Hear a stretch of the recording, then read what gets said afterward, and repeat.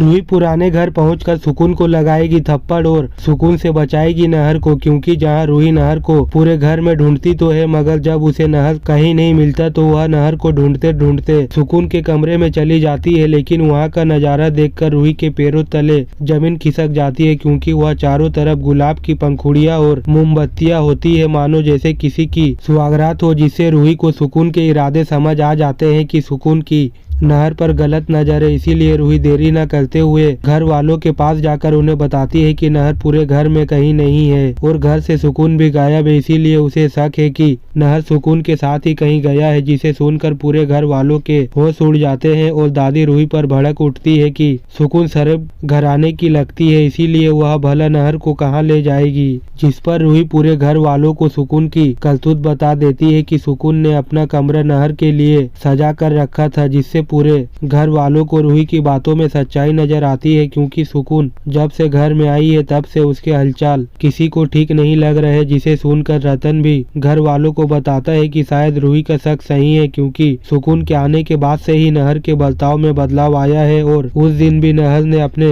पहले तो जानबूझकर रतन को गाड़ी से उतारा और फिर गाड़ी से धक्का मारकर गड्ढे में गिरा दिया, जिससे घर वालों को यह बात समझ आ जाती है कि सुकून घर का माहौल बिगाड़ रही है। इसीलिए रतन घर वालों से कह देता है कि अगर सुकून इस घर में वापस आई तो वह लोग उसे अपने घर जाने को कह देंगे। तो वही सुकून नहर को लेकर पुराने वाले घर में पहुंच जाती है और उससे कहती है कि वह दोनों नहर के घर में एक साथ नहीं रह सकते, इसीलिए अब वह इस घर में एक साथ दीपावली मनाएंगे। जिसके बाद सुकून नहर को तैयार होने को कहती है, जिससे नहर भी सुकून से वह कपड़े लेकर तैयार होने लगता है। तो वही जब कई घंटों बाद नहर और सुकून का कोई अता पता नहीं लगता, तो यह देखकर रूही को नहर की बेहद चिंता होने लगती है कि सुकून नहर को ना जाने कहां ले गई होगी। लेकिन रूही की घबराहट के मारे हालत तो तब खराब होती है जब अवनी रूही को बताती है कि उसके गले से उसका मंगलसूत्र गायब है, जिससे रूही समझ जाती है कि नहर एक बड़े खतरे में है। इसीलिए रूही भगवान से प्रार्थना करती है कि नहर सही सलामत हो। जिसके बाद रूही फैसला कर लेती है कि वह अब और देरी नहीं करेगी और खुद नहर को ढूंढने के लिए जाएगी। इसीलिए रूही सुकून का सच जानने के लिए उसके कमरे में जाती है और वह तलाशी लेने लगती है, ताकि रूही को कोई सुराग मिल सके कि सुकून नहर को कहां ले गई होगी। तभी रूही को सुकून के कमरे में वह पेंटिंग दिख जाती है, जिससे रूही को समझ आ जाता है कि सुकून कोई इंसान नहीं बल्कि वही पेंटिंग वाली आत्मा है और नहर को सुकून ने ही अपने वश में किया हुआ। इसीलिए नहर पूजा में विघ्न डालने की कोशिश कर रहा था, क्योंकि पूजा से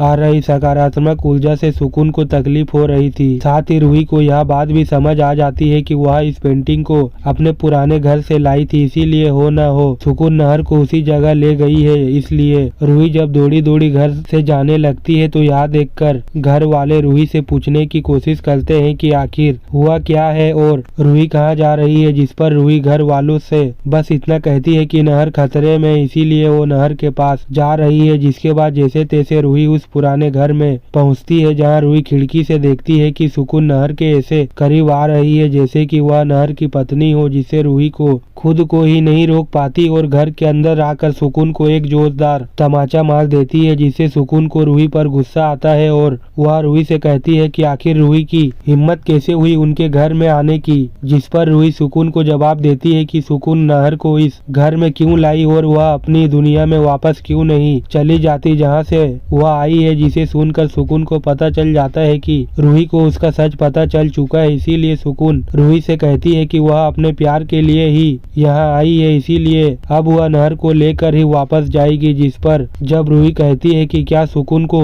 शर्म नहीं आती किसी और के सुहाग पर अपना हक जताते हुए, तो सुकून जवाब देती है कि नहर ने ही खुद उस दिन सुकून की तारीफ की थी, इसीलिए उसे नहर से प्यार हो गया। जहाँ रूही सुकून को समझाने की कोशिश तो करती है कि नहर ने सुकून की नहीं बल्कि उस पेंटिंग की तारीफ की थी, इसीलिए वह नहर को जाने दे, मगर सुकून रूही की एक नहीं सुनती। जिससे रूही समझ जाती है कि अब उसे सुकून को सबक सिखाना होगा। इसीलिए रूही अपने साथ घर से जो हवन की राख लाई होती है उसे सुकून के ऊपर डाल देती है, जिससे सुकून को काफी तकलीफ होती है और फिर उस पेंटिंग वाली आत्मा को मुक्ति मिल जाती है। जिसके बाद नहर भी अपने होश में आ जाता है और फिर रूही नहर को अपने साथ सही सलामत घर ले आती है। इसीलिए अगर आप भी चाहते हैं कि रूही और नहर की जोड़ी हमेशा सही सलामत रहे तो वीडियो को लाइक करके चैनल को सब्सक्राइब करना ना भूले।